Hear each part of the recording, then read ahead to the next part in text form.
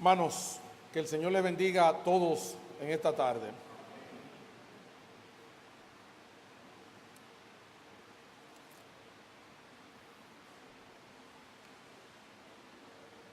Una de las falacias que con regularidad nosotros damos como válidas es que si una persona vivió tantos años en oscuridad y en el pecado, necesitará entonces igual cantidad de años para poder verse en él frutos y un cambio a una vida que agrade al Señor.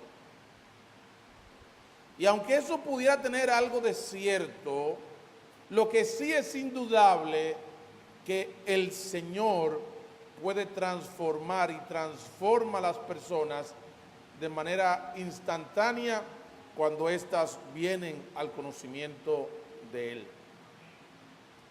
A veces debemos preguntarnos por qué un índice tan alto de mortalidad entre los nuevos profesantes. ¿Por qué nos toma tanto tiempo ver fruto? Bueno, quizás es que no solamente hace falta una predicación radical, sino que también estamos necesitados de ver entre nosotros conversiones radicales. En esta tarde yo quiero compartir con ustedes el ejemplo de una conversión radical, de una persona que en cuestión de instantes pasó de una posición a la otra. Y para esto vamos a ver el muy conocido caso de la conversión de Saulo, quien luego llegaría a ser conocido como el apóstol Pablo. Nosotros, si vamos a estudiar a Saulo, debemos irnos a su primera aparición en las Escrituras, que es en el libro de Hechos y de manera particular en el capítulo 7 para la ejecución de Esteban. Pero antes vamos a orar. Señor, háblanos en esta tarde, y te pido, Señor, que tú me uses aún a pesar de mí. Y te pido también, Señor, que tú perdones todos mis pecados. Dame libertad, Señor. Y solamente los que suben al púlpito saben la lucha que se libra aquí arriba. Pero lo hacemos en el poder tuyo, no en el nuestro, Señor. Trae bendición y vida eterna a todos los hermanos y amigos en esta tarde. En el nombre de Jesús. Amén. Lo que pasa es que yo siempre predico de mañana. Se me quedó el cassette.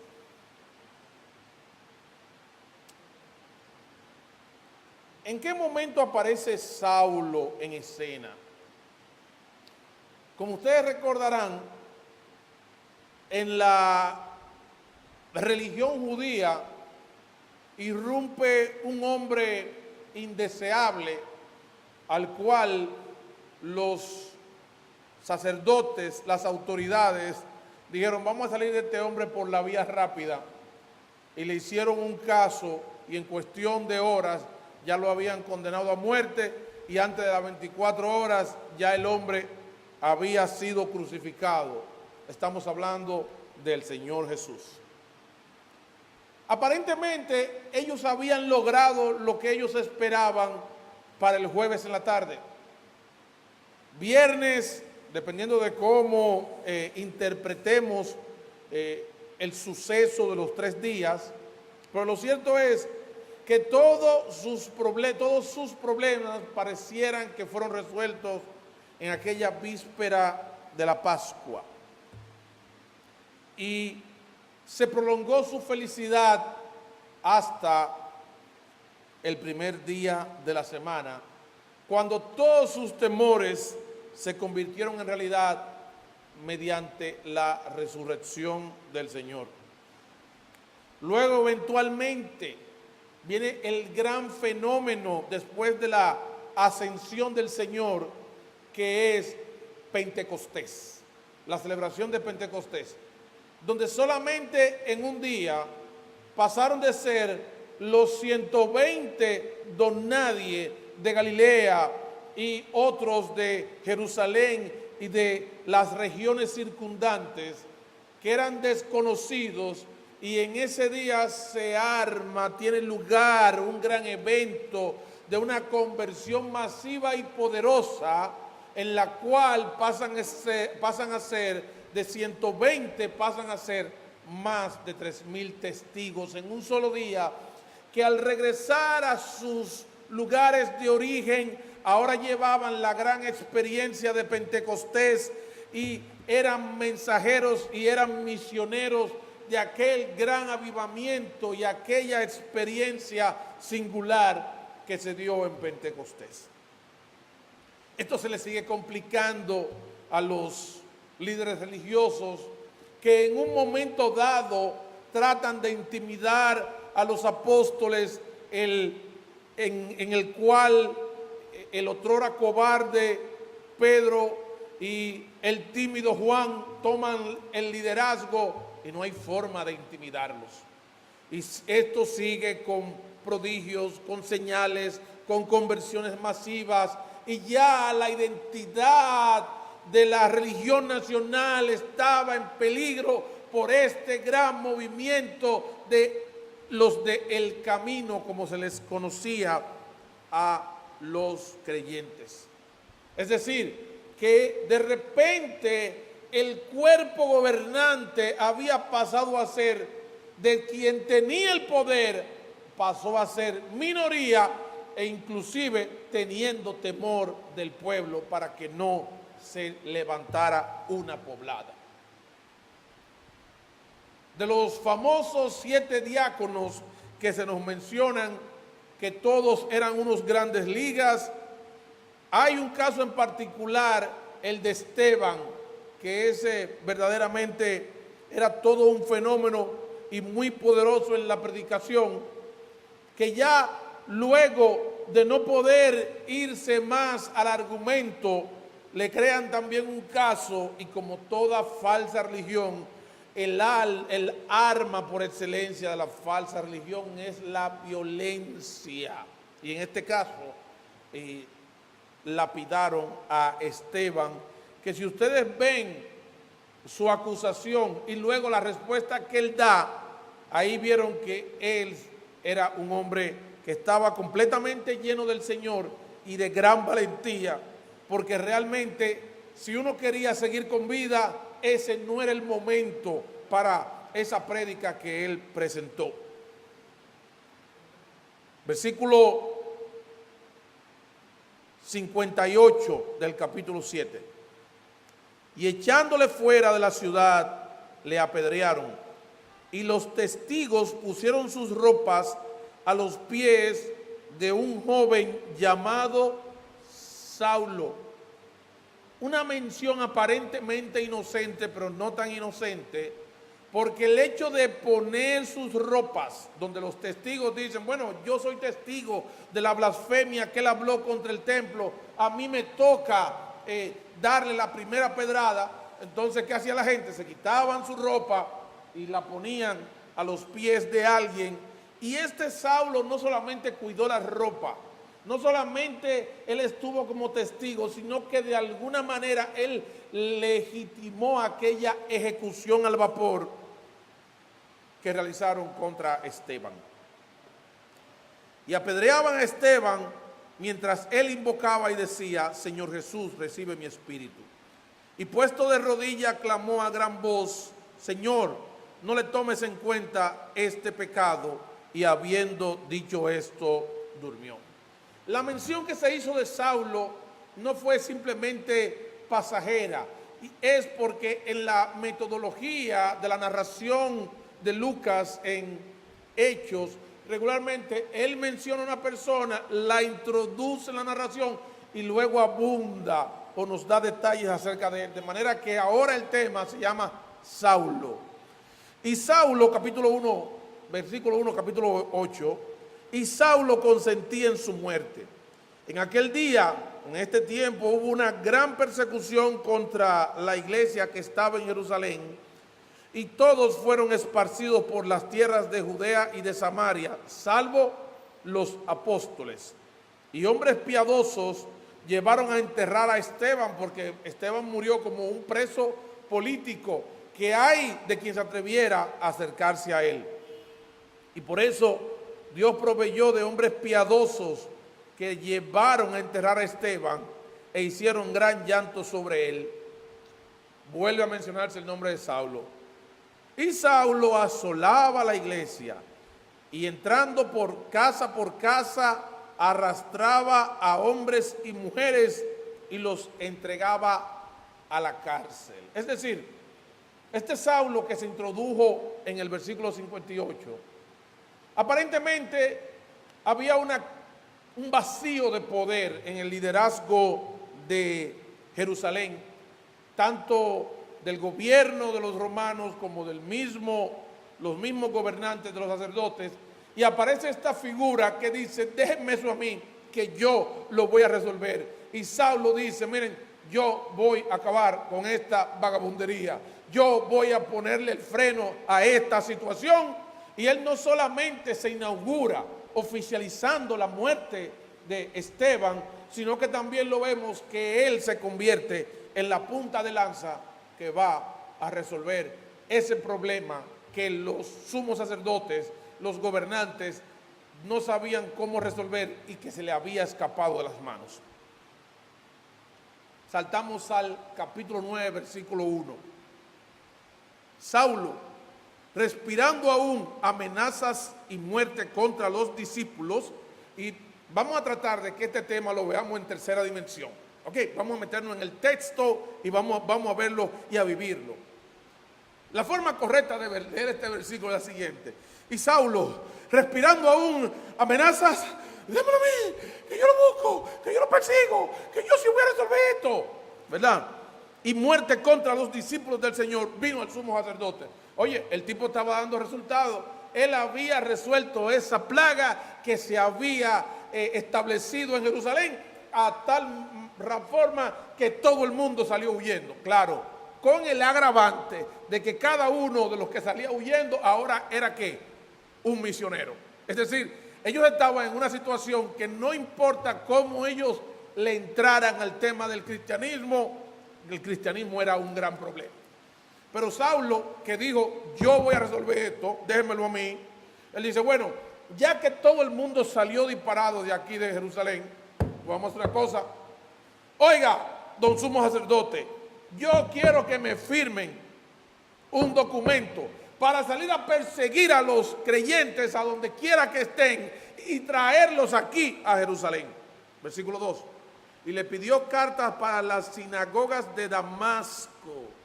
Una de las prerrogativas o de las concesiones que se le hizo al pueblo judío y su liderazgo extremo fue que se le permitió que, aunque hubiese una comunidad judía fuera de Jerusalén, fuera de Israel, el que ellos pudieran tener algún tipo de jurisdicción, de tal forma que ellos podían firmar una carta de extradición para que fueran a las comunidades que estaban en otras ciudades y traerlos presos para juzgarlo en Jerusalén.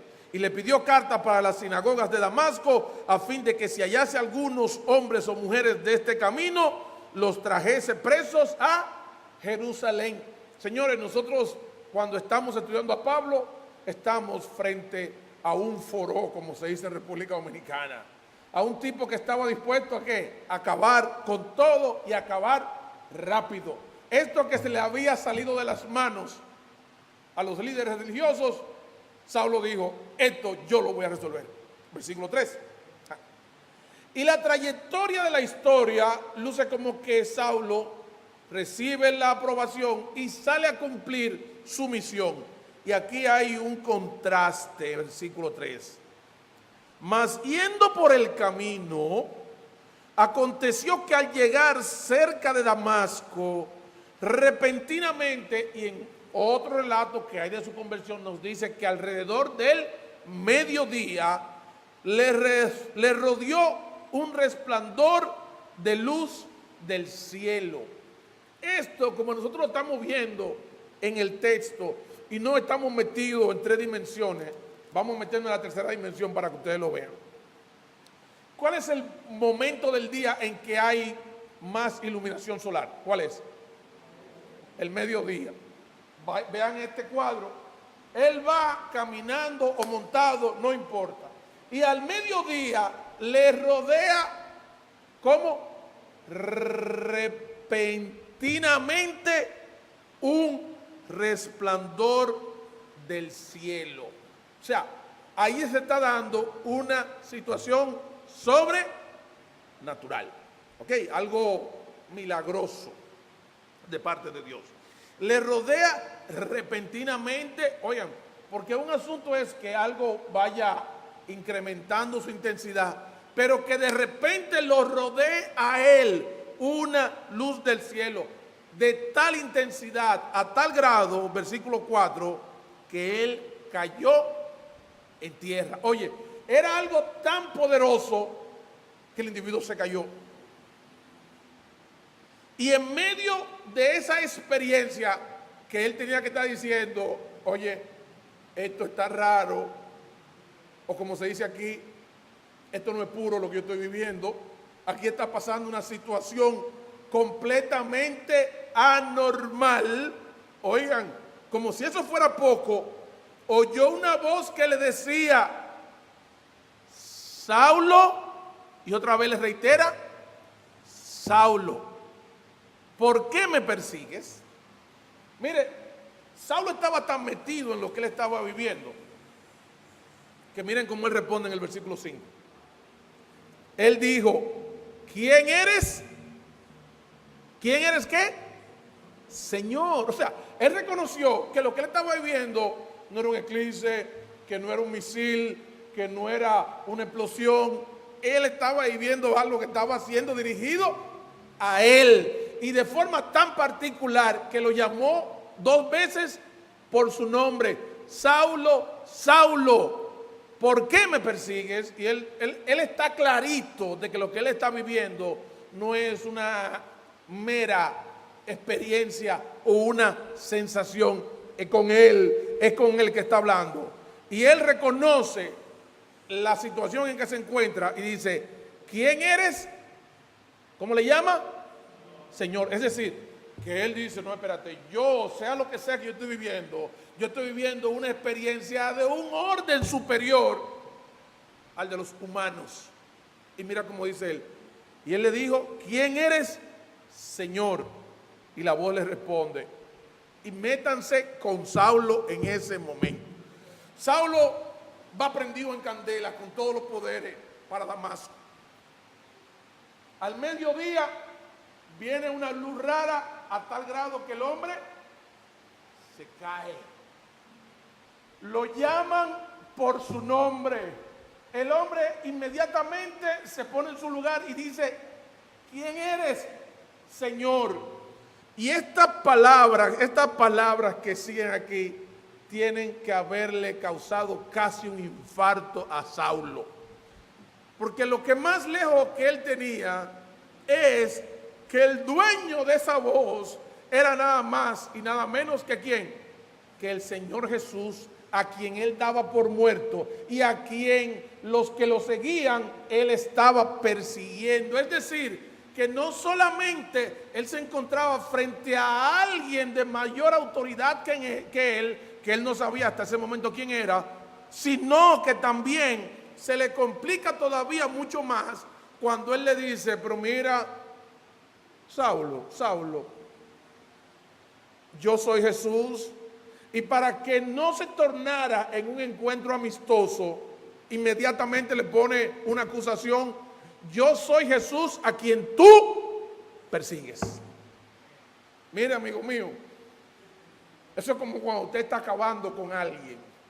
Y que lía esto, y que lía aquello, y que lía lo otro, y que lía aquello, y que lía lo otro.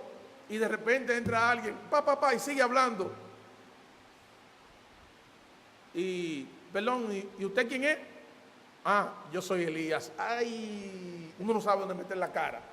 Y eso estamos hablando en una comparación entre hombres. Pero ¿qué sería si de repente esta persona a la cual nosotros hemos estado hostigando, estamos persiguiendo, tiene una autoridad y una dignidad mucho más grande que nosotros, tal como sucede con el Señor Jesús? Y le dijo: yo soy Jesús a quien tú persigues. Y no era que él perseguía directamente a Jesús, porque para él Jesús estaba como muerto. Esta era una historia pasada. El problema es que él estaba persiguiendo a los seguidores de Jesús. Y perseguir a los seguidores de Jesús es equivalente a seguir al Señor. Por eso todo aquel que se encona en contra de la iglesia del Señor, el problema no es con los hombres, su problema es directamente ¿con quién? Con el Señor Jesús. Yo soy Jesús. Oye, esa fue una noticia que tiene que haberle puesto, mira, ya que la situación estaba de por sí rara, pero que le dijeran: yo soy Jesús. Mira, ahí tiene que haberse engrifado. Aún si él era calvo para ese momento, hasta los cabellos que él no tenía en la cabeza se le tienen que haber erizado. Yo soy Jesús a quien tú persigues. Ay, ay, ay, ay, ay, ay, ay, ay, ay. Qué situación tan terrible, de qué gran desventaja era esa en la que se encontraba Saulo. Y entonces oye lo que le agrega. Le dice el Señor: mira, dura cosa te es dar coces contra el aguijón. Voy a explicar esta ilustración. Póngase a pensar en una yunta de bueyes y alguien está con el chucho tirándole. ¿Y qué hacen los animales en un momento? Le tiran. Pero ¿qué pasa? Que no importa que tú le tires, no hay forma de tú quitarte el chucho de arriba. Saulo, tú sabes una cosa: por más que tú me persigas, por más lo que tú quieras, por más que tú hagas lo que tú quieras, no hay forma de tú deshacerte de este chucho que se llama ¿cómo? Jesús. No hay forma de tú deshacerte de mí. Él entiende tanto la situación en la que se encuentra, que ¿cómo empieza el versículo 6? ¿Cómo empieza? Léanlo ahí para que ustedes vean. ¿El qué? Porque al principio él estaba quizás preguntándose qué estará pasando. Pero cuando le dicen: yo soy Jesús a quien tú persigues, oye, el tipo se vio retratado, condenado, equivocado. Toda su vida le pasó como una película por delante. He estado completamente equivocado. Y dice aquí, él, ¿qué? Mira, temblando, ¿y qué? Y temeroso. Oye, ahí fue que el tipo terminó de desplomarse. Pero él seguía alineado, él estaba alineado. Se alineó tanto que con el Señor decirle: yo soy Jesús a quien tú persigues, él pasa de estar persiguiendo al Señor a convertirse inmediatamente ¿en qué? En un seguidor del Señor. Y esto es interesante. Cuando una persona se ve retratada en su pecado, en su perdición, en su problema, en su equivocación, en su obstinación, en su rebeldía en contra del Señor, y el Señor le revela a él su condición y su pecado, ¿tú sabes lo que hace una persona como en el caso de Pablo? Que él dijo: no, pero espérate, aquí no vale decir nada, sino que, Señor, dime qué tú quieres que yo haga. ¿Cuánto fue el cambio que él hizo? Él iba para acá y de repente ¿qué hizo? Me pongo para allá. Oye, ya no había que hablarse de que si Jesús, de que si estaba equivocado. No, sino simplemente dime por dónde es que tú quieres que yo vaya. Un cambio trascendental, un cambio radical. ¿Qué tiempo le tomó ese cambio a Saulo? ¿Qué tiempo le tomó? ¿Qué tiempo le tomó? Eso fue un instante. Eso fue literalmente ¿qué? Instantáneo. Ahora, tenemos que reconocer que esta no es la típica experiencia que viven los creyentes, porque muchos venimos, o todos venimos, como consecuencia de la predicación. Pero el caso de Saulo, el Señor Jesús dijo: no, oye, déjenmelo a mí, que yo soy que voy a ir donde él. Yo soy que voy a ir donde él. Ese caso lo manejo yo. Y Saulo, a pesar de haber estado persiguiendo al Señor, a la iglesia de Jesucristo, él no solamente reconoce que estaba en una situación de autoridad, él también se vio completamente arropado, perdido por su error, por su pecado. Y cuando él cae en cuenta, ¿qué pasa con él? Mira, él estaría en una situación que su cuerpo no le respondía. Pero el Señor lo lleva al paso. Y para no ponerle mucha emoción en un solo día, que le dice, no, mira lo que vamos a hacer. Levántate y entra en la ciudad y se te dirá lo que debes hacer. Porque me imagino que cualquier cosita que le pusieran a Saulo en ese momento iba a ser un corrientazo muy fuerte. Oigan lo interesante del caso, versículo 7. Y los hombres que iban con Saulo se pararon como atónitos, oyendo a la verdad la voz, mas sin ver a nadie. Un detalle muy importante en este relato. Esa experiencia fue una alucinación de Saulo. No, ¿por qué? Porque los otros que no estaban al tanto de lo que estaba pasando también oyeron la voz y la conversación. Que me imagino que ahí todo el mundo, mira, estaba engrifado como un gato. Eso tiene que ser una experiencia terrible, particularmente para personas no creyentes. Un detalle interesante es que luego que una persona se convierte, la pregunta es, ¿y qué yo voy a hacer con mi vida? Ah, no, pero el Señor no tiene prisa. Obedece esta parte después que usted convierte. ¿Y qué? Y no te preocupes que yo voy a ir trabajando y te voy a ir dando más información en la medida que tú obedeces. ¿Tú quieres conocer la voluntad de Dios en lo desconocido? Pues obedece lo conocido. ¿Y qué el Señor le dijo? Levántate y entra en la ciudad y se te dirá lo que debes hacer. Entonces Saulo se levantó de tierra. Oigan, ¿cómo estaba Saulo? En esa conversación, ¿cómo estaba Saulo? Saulo estaba tirado al piso. Él estaba tirado al piso. Y no solamente tirado al piso, estaba con la cabeza para abajo. Entonces Saulo se levantó de tierra y abriendo los ojos, porque ¿cómo estaba él en ese momento? ¿Cómo estaba él? Acuérdense que el tipo estaba asustado. El tipo estaba tembloroso. El tipo estaba en una situación bien, pero bien comprometedora delante de Dios. Entonces Saulo se levantó de tierra, que aparentemente, ya ustedes saben, estaba boca abajo, y abriendo los ojos no veía a nadie.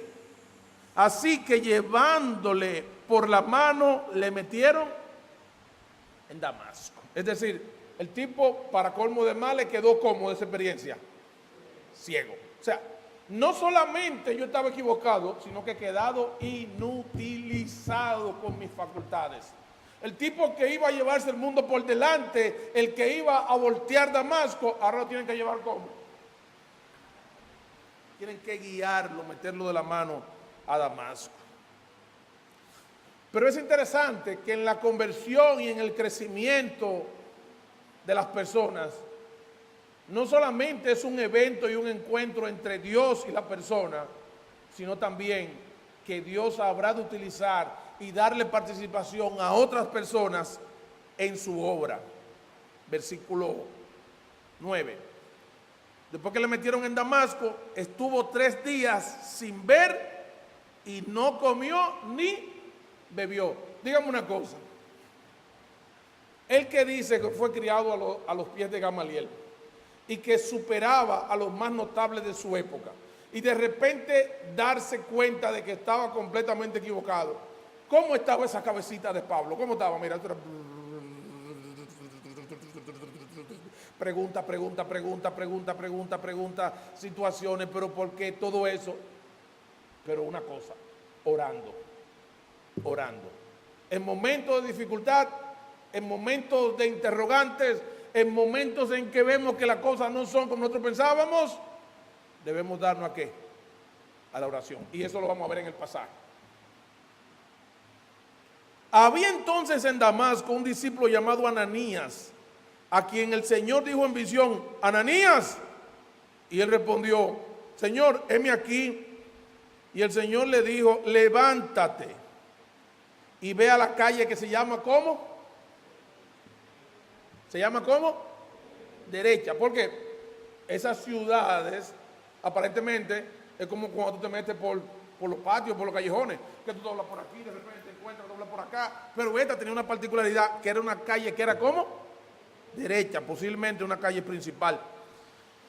Y busca en casa de Judas a uno llamado Saulo de Tarso, que miren, que mencionarle ese nombre a Ananías también, ¿qué le producía a él? Lo engrifaba. Porque aquí que él ora. ¿A qué se dedicó él estos 3 días con todas estas interrogantes, que ni comió ni bebió y se puso a buscar el rostro de Dios? ¿A qué estaba él dedicado? Pero tú sabes una cosa, esto es también un detalle interesante. Pastor, ¿cuáles son los cultos más pobres de la iglesia? Los cultos de oración. Una de las características del verdadero creyente es que ora. ¿Tú sabes qué chévere venir a un espectáculo como este? Vino un predicador con aceite, que viene de aquel lado del río, que si o qué, vino un americano, estaba Josué, y es bueno venir al espectáculo de la iglesia. No hay luz, afuera, aquí el crimen está controlado, gente bien, abanico, uno la pasa bien. Hay muchísimas razones por las cuales venir a la iglesia, pero nada más hay una por la cual orar, porque se es creyente. La única motivación que una persona tiene para orar es porque ha nacido de nuevo. Entonces, frente a la pobreza que hay en cuanto a la asistencia de los cultos de oración y la débil vida de oración que tantos tenemos, deberíamos hacer una pregunta. ¿Cuál es la pregunta que tenemos que hacernos? ¿Cuál es la pregunta que tenemos que hacernos? No se la saben. Se la digo yo entonces. Cuidado si no somos convertidos. Porque la característica, óyete, el Señor no le dice, mira, que él tenía una colita y se quitó la colita. No, eso no importa. Que él fumaba y ahora no fuma. Eso no importa. Que él comía puerco y ahora come puerco. Eso no importa. No se refiere a cambios conductuales, sino a esa devoción en oración de buscar el rostro de Dios, de dependencia a Dios. Porque aquí él ora. Una característica muy particular, porque de no haber sido nueva, no tenía por qué mencionarse. Si él hubiera orado en esa forma, porque es como pasa con las personas que vienen al Señor. El que no conoce al Señor, ¿qué es lo que hace? Reza. Pero el creyente ora.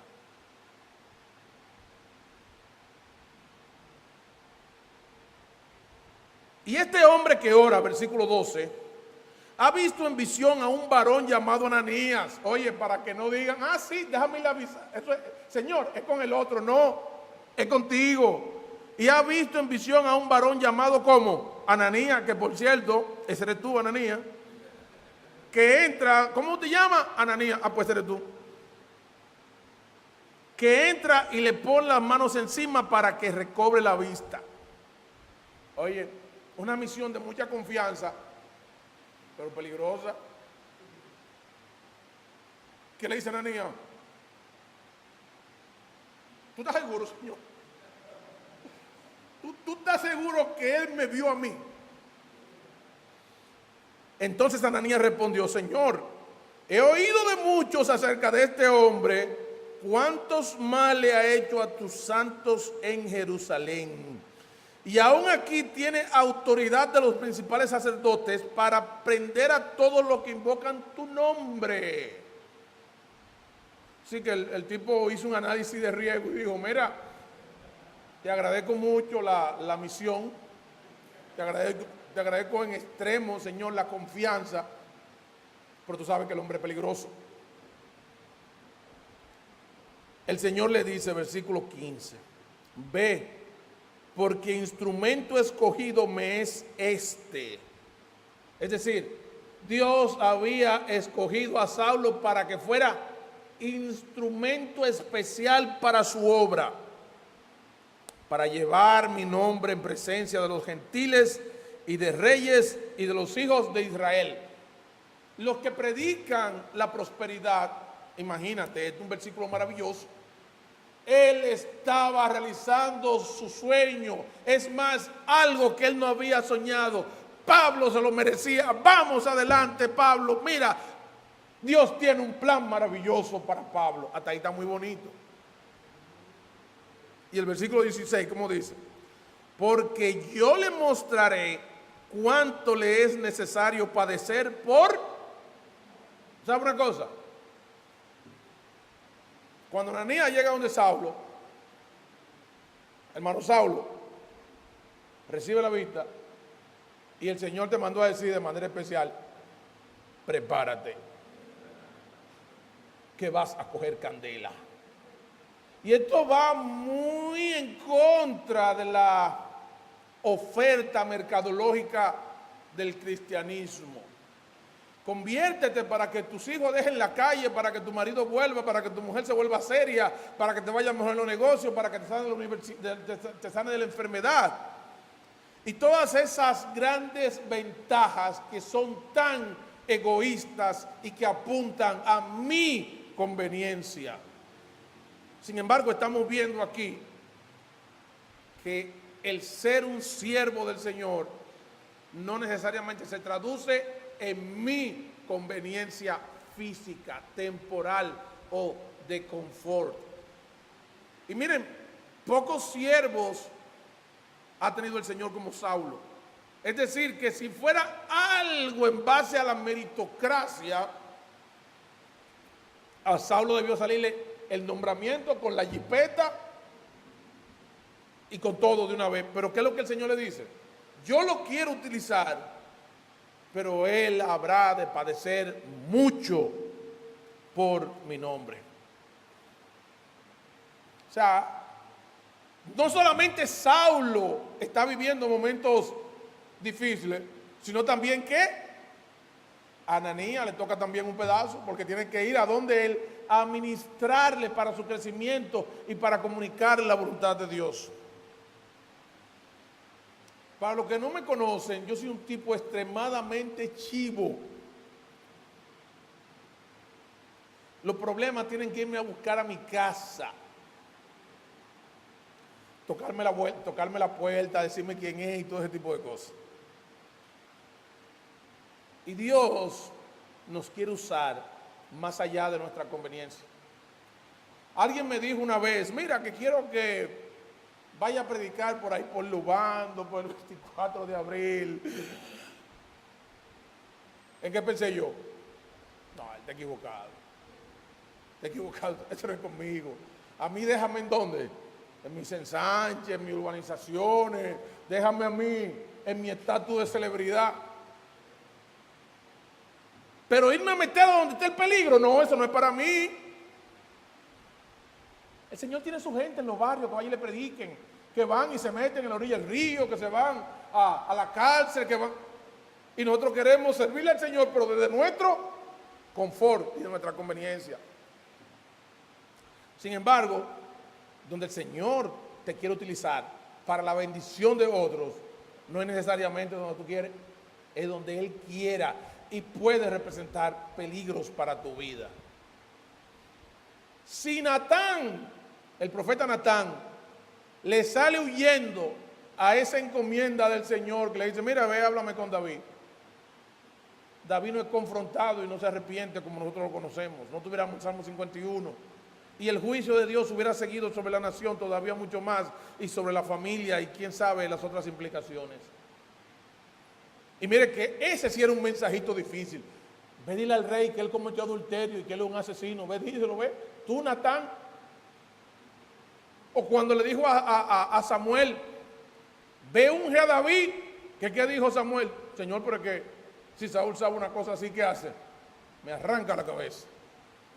Pero si Dios nos va a utilizar y nosotros queremos que Dios nos dé siervos útiles, nosotros tenemos que tomar nuestra participación activa en ¿qué?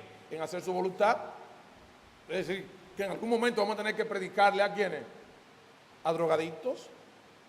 Vamos a tener que pisar lugares que nos representen un peligro. Y no estoy llamando a la imprudencia, pero Dios quiere que sus siervos sean valientes, hombres y mujeres, no cobardes, que es lo que el mundo nos enseña. Y para mí, ¿qué hay si yo le predico a ese? No, que hiciste la voluntad de Dios y que te pueden dar un machetazo por ahí, te puedes salir con un brazo menos, te pueden dar tu puñalada, te puede pegar un tiro. Pero esa gente necesita a Jesucristo y Dios tiene muchos siervos y muchas personas que rescatar en condiciones que no son ventajosas para nosotros. Ahí no dicen amén ustedes a eso. Fue entonces Ananías, ¿y qué hizo? Y entró en la casa y poniendo sobre él las manos dijo, ¿cómo dijo? ¿Cómo dijo? Hermano, mira qué interesante.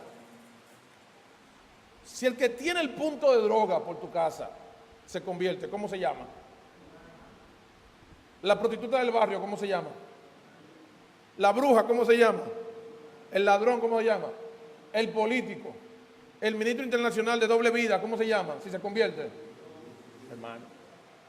Y esto nos choca porque nosotros muchas veces tenemos nuestro prejuicio. Ah, mira, lo que pasa, sí, él se convirtió, pero antes de él convertirse, él era esto. No. Oye, deja eso a un lado. Cuando una persona viene verdaderamente al Señor, ¿cómo se llama? Tú sabes que este es el único lugar donde todo el mundo es igual. Y fíjate que afuera tú eres el licenciado, el doctor, el ministro, el que sé yo qué, por aquí, ¿cómo se llama todo el mundo? Hermano. Yo le he dicho, a veces cuando me van a presentar en algún lugar donde voy a predicar, ¿qué? Digo, no, oye, el hermano Elías, que es el título más grande que nosotros podemos tener, ser hermanos en la común fe en Jesucristo. Después todo lo demás, no importan los títulos, el mayor título es hermano. Él es hijo de Dios como yo. Qué gran reconocimiento. Ah, que él es el tal, que si yo qué, eso no sirve para nada. Pero cuando alguien te llama hermano, wow, cuántas barreras se han caído en ese momento y cuánto privilegio se nos está reconociendo. Y mire que por lo que sabía Ananías de Saulo, era para decirle usted, o Señor, pero él dijo, no, hermano Saulo. Y para que supiera que estábamos hablando de lo mismo, el Señor Jesús, que se te apareció en el camino por donde venías, ese mismo, el que tú le dijiste, Señor, a ese quien tiene la autoridad, a ese que te hizo reconocer que tu vida no servía y que toda tu estructura se desmoronaba frente a ti, ese mismo me ha enviado para que recibas la vista y para que seas lleno del Espíritu Santo. Interesante. Y déjenme meter esta cacarita aquí. A los promotores de que la llenura del Espíritu Santo es equivalente a hablar en lengua, él debió de una vez empezar a tirar para adelante ahí. Y al instante, Saulo empezó No. Y fue lleno para que seas lleno del Espíritu Santo. Y no para que mirara a ver si tú ibas a ser lleno del Espíritu Santo. No, fue con un mandato expreso. Y al momento, ¿qué pasó? Le cayeron de los ojos como escamas. Es decir, que no era que él estaba, que se enciegó, como dicen algunos, por la gloria del Señor. No, Dios lo afectó físicamente y había alguna situación que el Señor creó en él para esperar la venida de ¿quién? De Ananías para ministrar. Y recibió al instante la vista y levantándose inmediatamente, ¿qué dijo? Ah, no, pero espérate. Una de las características que tiene un creyente es que él quiere ser identificado como hijo de Dios. Y aunque él venía de perseguir a la iglesia, y aunque él venía de un trasfondo, él no dijo, mira, pero déjame ver primero cómo yo me manejo. Ananías, tú no me estás llevando como rápido. No. Y dice que Se levantó y fue ¿qué? Pero para de una vez. Pero para de una vez. Y ese bautismo que está ahí tiene un significado grandísimo. Miren, en el momento que Saulo es bautizado, él está formal e irrevocablemente rompiendo con el sistema del judaísmo. Allá ustedes, pero ahora yo creo en quién, en el Señor Jesús, que no solo murió, sino también ¿qué? Resucitó. Mire, y eso fue en cuestión de ¿qué tiempo? El tipo se convirtió un lunes, por ponerte una fecha, y ya el jueves estaba bautizándose. Para ponerte un ejemplo, es que él dice identidad con el nombre de Jesucristo. Y entonces después de ahí fue que el hombre dijo, miren, prepárenme tal y tal cosa. Y habiendo tomado alimento, recobró fuerzas. Y estuvo Saulo por algunos días con los discípulos que estaban en Damasco. Una característica que tiene un verdadero creyente es que no hay que perseguirlo para que venga a la iglesia. ¿Dónde él quiere estar? ¿Dónde están los creyentes? ¿Dónde están los creyentes? Y ahora hay una modalidad, de momento ahorita surge un movimiento que esto hay que apagarlo de noche, para que la familia esté junta, porque es muy estresante, 2 cultos, imagínate, ir, venir, no. Y él quería estar ¿con quiénes? Con los discípulos que estaban en Damasco. Versículo 20. Enseguida, oye, acuérdate que Saulo toda su vida había sido entrenado hacia allá. Cuando él viene y conoce al Señor, él tiene que reorientar ese conocimiento para ahora resaltar a Jesucristo. Y enseguida predicaba a Cristo en las sinagogas, diciendo que este era el Hijo de Dios. ¿Eso le representaba un peligro a él? Sí. ¿Le era un daño para él a su imagen? Sí. Pero él estaba completamente identificado y lo que quería era ¿qué? Predicar a Jesucristo. Y te puedo asegurar que para este momento Saulo no tenía la madurez que podemos ver que él exhibe en las epístolas. Pero oye, con lo que él tenía, ¿qué hizo él? Yo quiero hablar de Jesucristo. Y enseguida predicaba a Cristo en las sinagogas diciendo que este era el Hijo de Dios. El punto neurálgico de la predicación es que Jesucristo es el Hijo de Dios. Y todos los que le oían estaban atónitos y decían, pero ven acá, ¿no es este el que asolaba en Jerusalén a los que invocaban este nombre y a eso vino acá para llevarlos presos ante los principales sacerdotes? Y entonces, ¿cómo es? Porque yo no entiendo. Pero Saulo se esforzaba, pero Saulo mucho más se esforzaba, es decir, que él fue creciendo. Oye, espera, mira, el rabino ahí me salió con una que me dejó como loco, pero déjame buscar los rollos y tirar para adelante, porque eso no se va a quedar así. Y él volvía, ¿y qué? Y contrarrestaba, es decir, que mira, ¿a qué se dedicó Saulo? ¿A qué? ¿A qué se dedicó? ¿A qué se dedicó? Él no se dedicaba a la contemplación, para decir, ahora yo viendo las nubes tengo la respuesta. No, para irse a discutir con los judíos, él tenía que tirar página para la izquierda. Los creyentes deben amar ¿qué? La Escritura. Pero Saulo mucho más se esforzaba y confundía a los judíos que moraban en Damasco, demostrando que Jesús era el Cristo. Y esto él no lo podía decir simplemente en base a su experiencia. Señor, y yo venía por el camino y me apareció una luz y este era Jesucristo y Jesucristo el Hijo de Dios. Ya terminamos. El que quiere creer que crea y el que no se va para el infierno porque no quiere aceptar a Jesucristo. No, eso había que fajarse, había que tirar para adelante, había que sacar de abajo, había que argumentar, había que crear un sistema. ¿Para qué? Para derribar los argumentos y demostrar que Jesús era el Cristo. Versículo 23.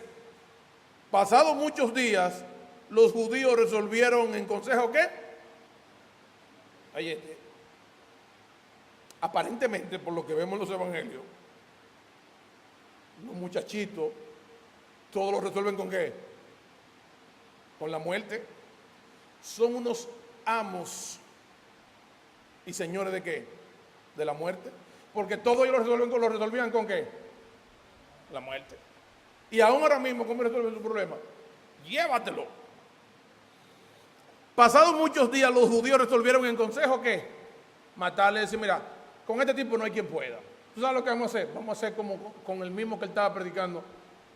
Fulano, para que te lo lleven.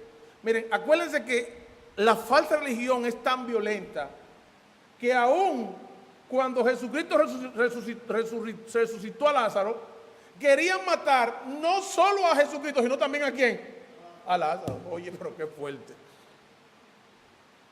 Pero sus acechanzas llegaron a conocimiento de Saulo y ellos guardaban las puertas de día y de noche para matarle. Es decir, en algún momento que él se acercara a la puerta, ahí se armó un repelpero, alguien le da una puñalada, sale corriendo en un caballo, como sea. ¿Y quién fue? Como el caso de los sicarios y los motoristas y la cosa, que sal por ahí huyendo, puerta de la ciudad, no se sabe por dónde cogió. ¿Para dónde salió? Por ahí no se sabe. Entonces los discípulos, tomándole de noche, le bajaron por el muro, descolgándole en una canasta. ¿Ustedes saben algo? Hay algo bien interesante en ese pasaje. Solamente Pablo estaba en peligro de muerte ahí. ¿Quién más estaba en peligro de muerte? ¿Quién más estaba en peligro de muerte? ¿Quiénes? Los discípulos. O sea, en la interacción como creyente, vamos a tener que asumir riesgos para proteger, para cuidar, para ministrar a los hermanos. Porque alguien pudo haberle dicho, mira Saulo, te dejé un sobre por abajo de la puerta con dinero para que tú resuelvas y no me llames. No, ¿qué hicieron ellos? Ellos formaron parte de la solución y asumieron ¿qué? Riesgo.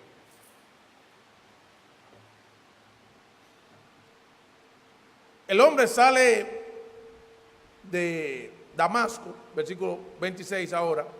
Cuando llegó a Jerusalén, trataba de juntarse con los discípulos.